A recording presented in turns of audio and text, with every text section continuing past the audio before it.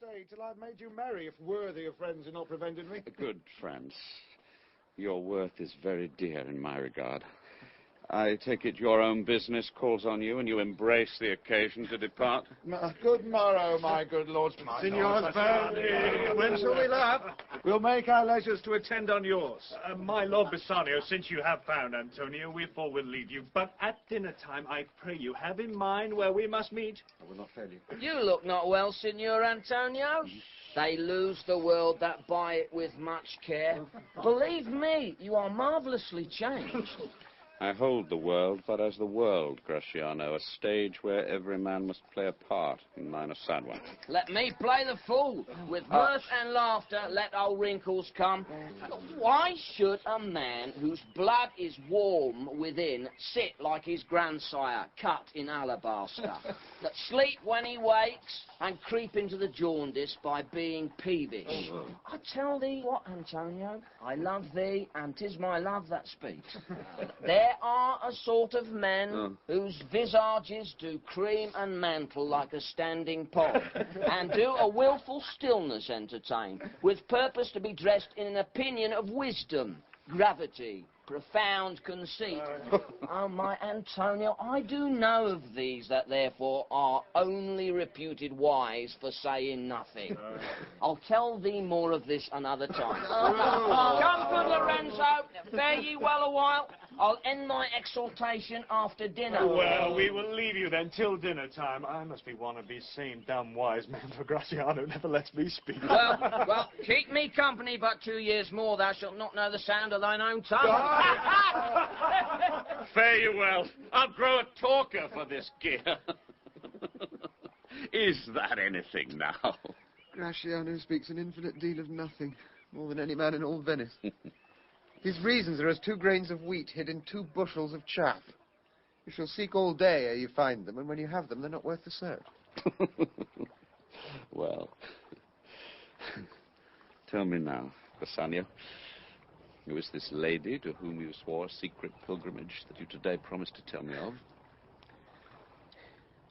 It is not unknown to you, Antonio, how much I have enfeebled mine estate, by something showing a more swelling style than my faint means would grant. Nor do I now make moan to be reduced from such a noble rate. But my chief care is to come fairly off from the great debts wherein my time, something too prodigal, has left me gauged. To you, Antonio, I owe the most in money, and in love. And from your love, I have a warranty to unburthen all my plots and purposes, how to get clear of all the debts I owe. I pray you, good Bassanio, let me know it. And if it stand as you yourself still do within the eye of honor, be assured my purse, my person, my extremest means lie all unlocked to your occasions. In my school days, when I had lost one shaft, I shot his fellow of the self-same flight, the self-same way, with more advised watch, to find the other forth. And by adventuring both, I oft found both. I urge this child to proof, because what follows is pure innocence. I owe you much. And like a willful youth, that which I owe is lost. But if you please to shoot another arrow that same way which you did shoot the first, I do not doubt as I will watch the aim, or to find both, or bring your latter hazard back again, and thankfully rest debtor for the first. You know me well. And herein spend but time to wind about my love with circumstance. And out of doubt you do me now more wrong in making question of my uttermost than if you had made waste of all I have. Then do but say to me what I should do that in your knowledge may by me be done, and I'm pressed unto it. Therefore speak. In Belmont is a lady, richly left, and she is fair, and fairer than that word, of wondrous virtues. Sometimes from her eyes I did receive fair speechless messages. Her name is Portia, nothing undervalued to Cato's daughter Brutus Portia. Nor is the wide world ignorant of her worth, for the 4 winds blow in from every coast renowned suitors, and her sunny locks hang on her temples like a golden fleece, and many Jasons come in quest of her. Oh, my Antonio, had I but the means to hold a rival pace with one of them, I then should question must be fortunate. Thou knowest that all my fortunes are at sea. Neither have I money nor commodity to raise a present sum. Therefore go forth, try what my credit can in Venice do. It shall be stretched even to the uttermost to furnish thee to Belmont, to fair Portia. Go presently inquire, and so will I where money is. And I no question make to have it on my credit, or for my sake.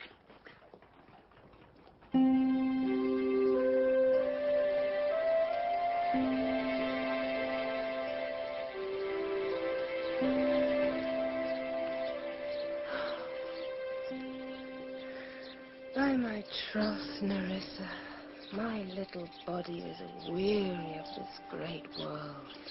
You would be, sweet madam, if your miseries were in the same abundance as your good fortunes are.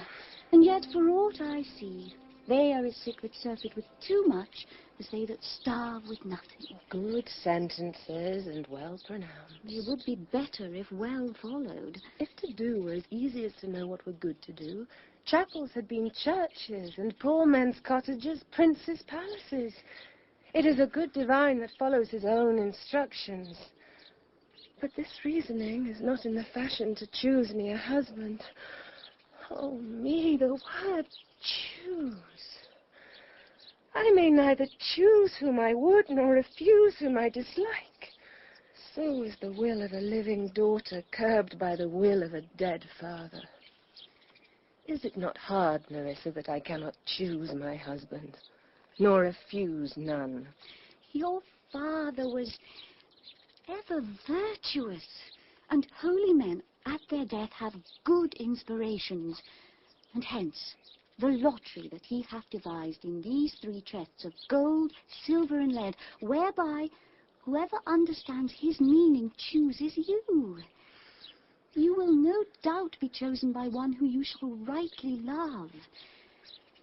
But what warmth is there in your affection towards any of these princely suitors that are already come? I pray thee name them, and as thou namest them, I will describe them, and according to my description, level at my affection.